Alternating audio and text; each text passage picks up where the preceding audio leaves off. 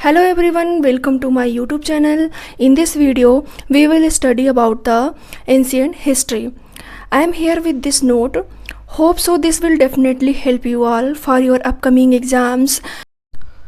देखिए ancient history के जो क्वेश्चन पूछते हैं उनका टाइप कुछ इस तरीके से होता है कि मेजर साइट्स के लोकेशन पूछेंगे, जैसे Sohan valley, Velan valley, Burj home and Bhimbetka. तो इस टाइप के क्वेश्चन आते हैं लोकेशन बेस्ड, या तो फिर आएंगे कि सीरियल का पहली बार डिस्कवरी कहाँ पे हुआ था, पहली बार डोमेस्टिकेशन ऑफ एनिमल कहाँ हुआ। तो इस तरीके के क्वेश्चन आते हैं। तो आप इस नोट्स को रेफ़र करके इजीली इन क्वेश्चंस को टैकल कर लेंगे। ऑलमोस्ट सिलेबस इस नोट्स में कवर है, ये जो 2-3 रिसोर्सेज को रेफ़र करके बनाया गया है। तो आप इस नोट्स को फेथ के साथ अगर फॉलो कर रहे हैं तो आपको अलग से कोई भी रिसोर्सेज फॉलो करने की ज़रूरत नहीं पड़ेगी।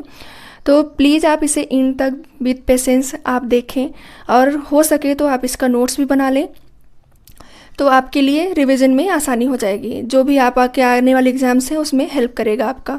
तो चलिए हम आज इसे स्टार्ट करते हैं। Word history derive from Greek term Historia which means study of past.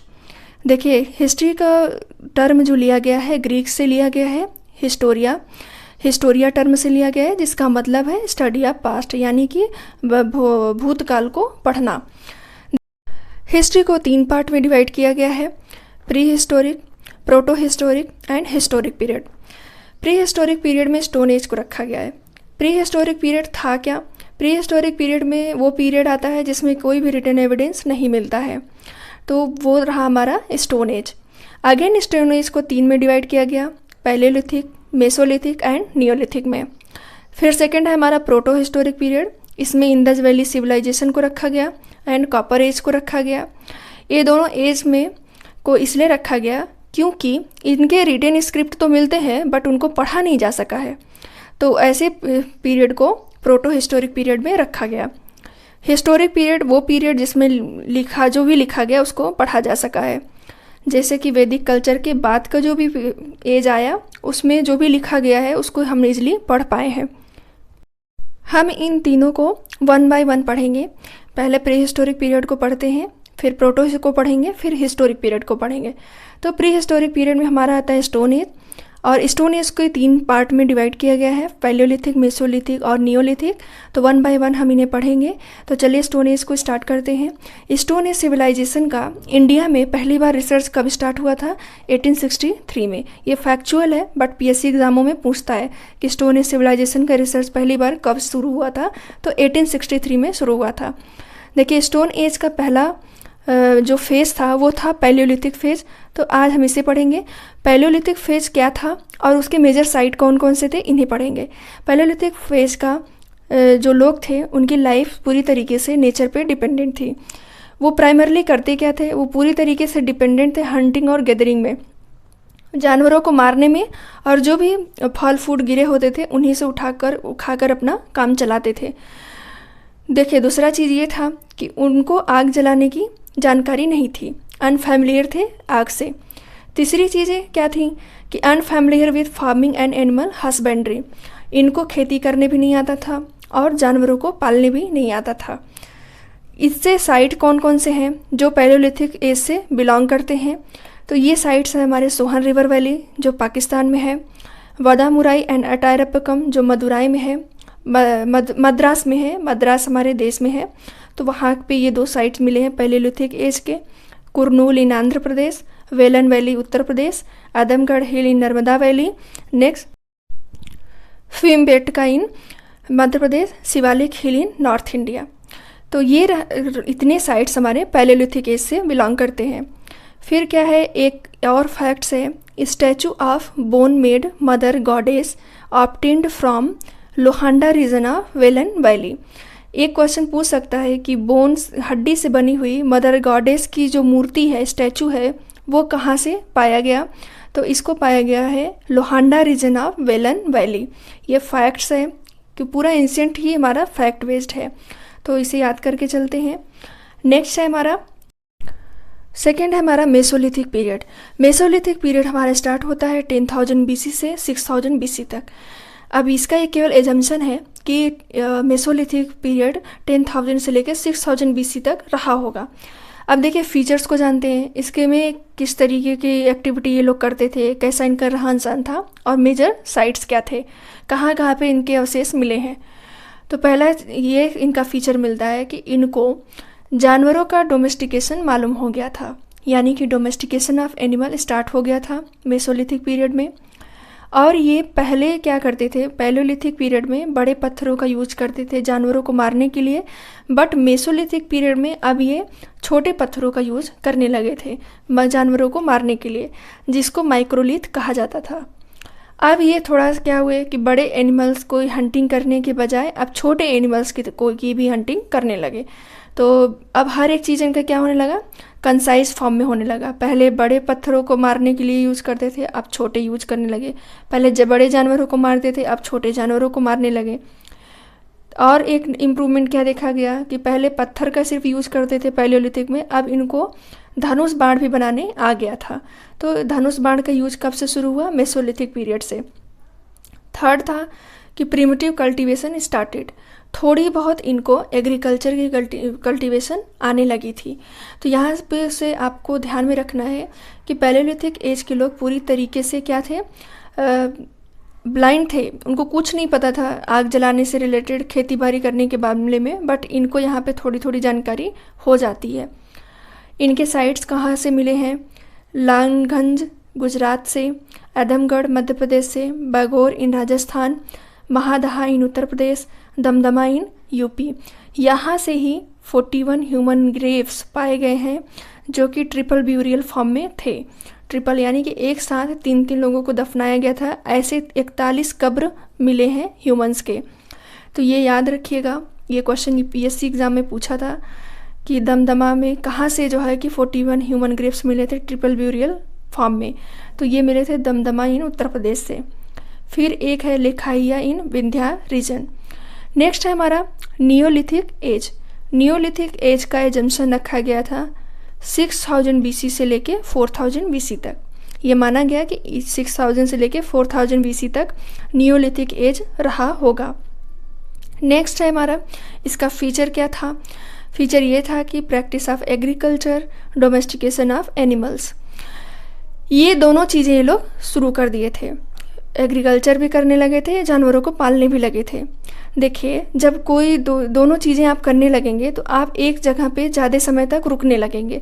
जब एक जगह ज़्यादा समय तक रुकने लगेंगे तो आपको घर की भी ज़रूरत पड़ेगी। तो घर की ज़रूरत पड़ेगी तो ऐसे क्या होगा कि बहुत सारे घर बनने लगेंगे। जब बहुत से घर बनने लगे धीरे धीरे तो गांव का उत्सर्जन होता है, यानी गांव बन के निकलता है।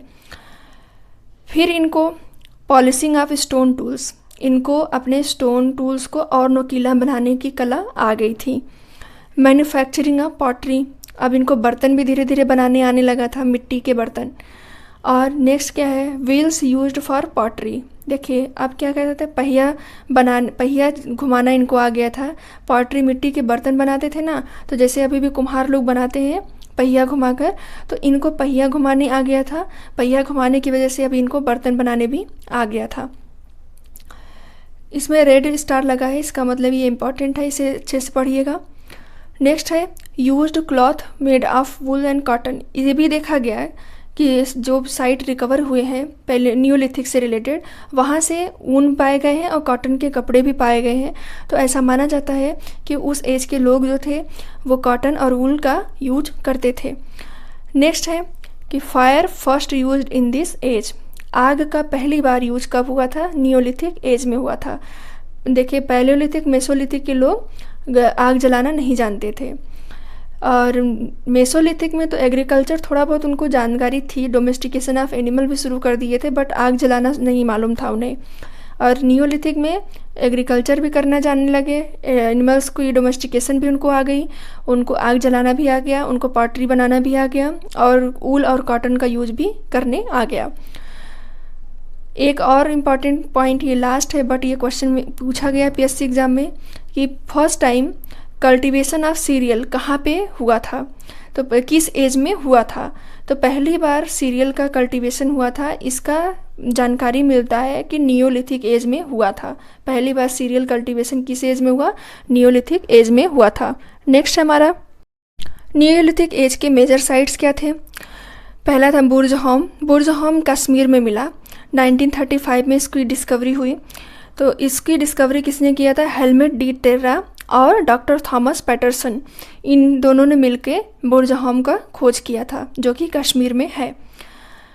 दूसरा साइट था कोल्डिहावा। तीसरा है मेहरगढ़ इन पाकिस्तान। चौथा है लौरा देवा इन उत्तर प्रदेश। और पांचवा है सांगना कालू इन कर्नाटक। यहाँ से ही एस माउंड पाया गया था। एस माउंड यानी कि लाशों का ढेर यहाँ से पाया गया था। ये क्वेश्चन भी पीएससी एग्जाम में पूछा था कि एस माउंड किस जगह से पाया गया। तो ये एक नियोलिथिक साइट है सांगना कालू इन कर्नाटक, वहाँ से इसे रिकवर किया गया। नेक्स्ट हमारा कैल्कोलिथिक एज। कैल्कोलिथिक एज का एजम्पशन रखा गया 4000 BC से लेके 700 BC तक। देखिए कैल्कोलिथिक एज का फीचर क्या था? कैल्कोलिथिक एज नाम, पहली बात ये जानिए कि नाम किस लिए रखा गया। इसलिए रखा गया क्योंकि इस एज में कॉपर और आयरन का यूज करना सबसे ज़्यादा था और इस एज के लोग कॉपर का यूज करने लगे थे, इसलिए इसका नाम रखा गया कैल्कोलिथिक एज। इस एज को एनियोलिथिक और आनियोलिथिक भी कहते हैं। देखिए कैल्कोलिथिक कल्चर का ज्योग्राफिकल लोकेशन जो है उन्हें अलग अलग नाम से जाना जाता है। जैसे अहर कल्चर कैल्कोलिथिक एज के अंदर ही आता है। अहर कल्चर या बनास कल्चर उदयपुर में पाया गया। कायथा कल्चर उज्जैन में पाया गया। Malwa culture on the river of Narmada नदी के अगल बगल जो लोग बसे थे उनको मालवा कल्चर बोला गया। जारवे कल्चर कहाँ पे देखा गया? जारवे कल्चर महाराष्ट्र में देखा गया। महाराष्ट्र में इसका अवशेष मिला। देखिए जारवे कल्चर के जो लोग थे वो लोग बिलीव करते थे लाइफ आफ्टर डेथ। मैंने सारे फैक्ट्स इस नोट में ऐड करने की ट्राई किया है कि अलग से कहीं कुछ भी आपको ना पढ़ना पड़े सर्च करके। दूसरी चीज़ ये है कि दैमाबाद, इनाम गांव, अनचंदौली, निमासा, ये सब क्या है जारवे कल्चर को फॉलो करते थे और जारवे कल्चर के लोग लाइफ आफ्टर डेथ पे बिलीव करते थे। और आकरे कलर्ड पॉटरी कल्चर ये कहाँ पे देखने को मिलता है?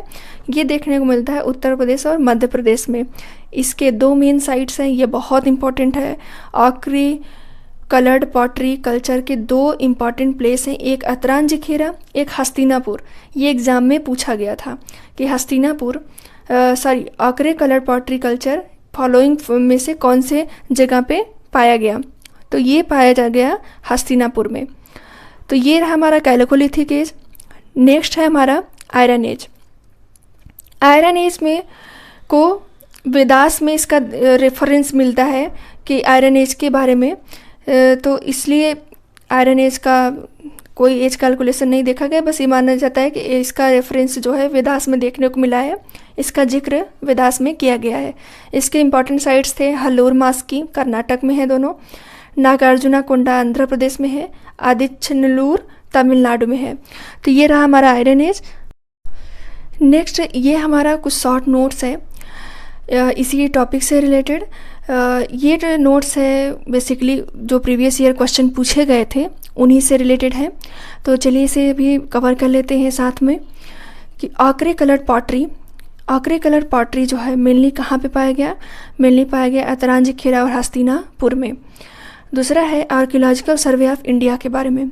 इसका इस्टेब्लिशमेंट हुआ था 1871 में अंडर मिनिस्ट्री ऑफ कल्चर और इसके पहले डायरेक्टर जनरल थे अलेक्जेंडर कनिंगम। नेक्स्ट है S mound from Neolithic site. S mound कहाँ पाया गया? जो नियोलिथिक साइट एक है सांगना कल्लू, वहाँ से इसको पाया गया एस माउंड को, यानी मुर्दों का टीला। Pit dwelling obtained from Burzahom in Kashmir, जिसको 2 लोगों ने सर्च किया था, Hellmut de Terra and doctor Thomas Paterson. Next है dog with human body burying. एक जगह है बुर्जहोम कश्मीर में है, वहाँ से ह्यूमन बॉडी के साथ कुत्ते को भी दफनाया गया था, ये इसका एविडेंस पाया गया। तो ये कहाँ से मिला? कश्मीर से मिला है, बुर्जहोम साइट से। Thank you for watching. Please like, subscribe and share कर दें और आगे पूरे वीडियोज़ देखने के लिए ऐसे ही आप बेल आइकन को क्लिक कर दें। Thank you for watching.